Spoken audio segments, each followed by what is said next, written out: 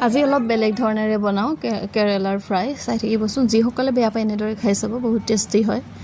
এয়া বেচন লৈছোঁ 2 চামুচ তাৰপিছত ৰেড চিলি পাউডাৰ অলপমান দিছোঁ হালধি অলপমান দিছোঁ তাৰপিছত নিমখ জিৰা পাউডাৰ আৰু কালজিৰা কেইটামান পিছত দি দিম আৰু এইখিনি ধুনীয়াকৈ মিলাই লৈছোঁ মিলাই লৈ কেৰেলাবোৰ মই ধুনীয়াকৈ কাটি লৈ ভিতৰৰ গুটিবোৰ অতৰাই লৈছিলোঁ আৰু এনেদৰে